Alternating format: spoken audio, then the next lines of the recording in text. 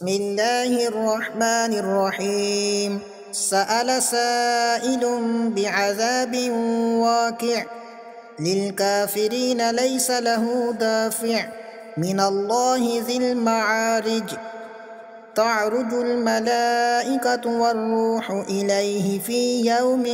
كان مقداره 50,000 سنة فاصبر صبرا جميلا إنهم يرونه بعيدا ونراه قريبا يوم تكون السماء كالمهل وتكون الجبال كالعهن ولا يسأل حميم حميما يبصرونهم يود المجرم لو يفتدي من عذاب يومئذ ببنيه وصاحبته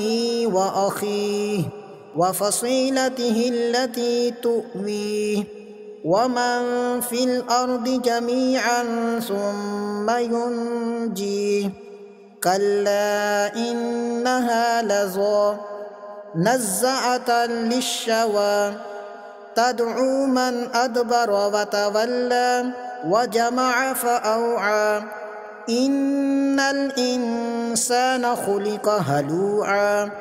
إذا مسه الشر جزوعا وإذا مسه الخير منوعا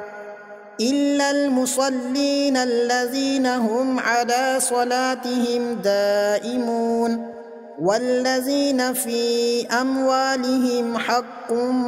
معلوم للسائل والمحروم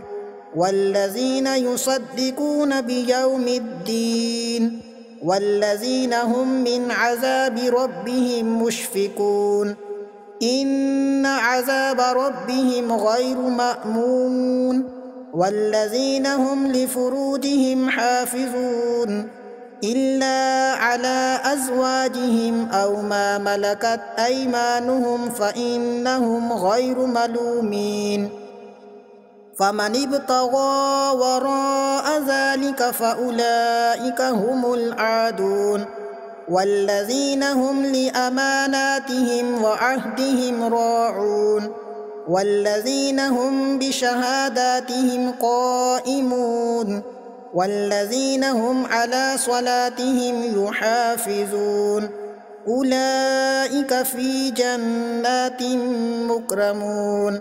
فما للذين كفروا قبلك مهطعين عن اليمين وعن الشمال عزين أيطمع كل امرئ منهم أن يدخل جنة نعيم كلا إنا خلقناهم مما يعلمون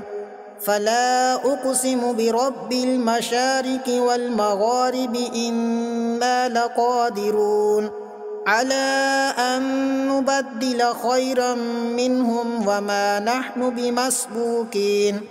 فذرهم يخوضوا ويلعبوا حتى يلاقوا يومهم الذي يوعدون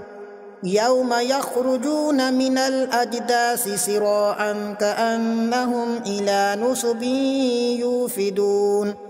خاشعة أبصارهم ترهقهم ذلة ذلك اليوم الذي كانوا يوعدون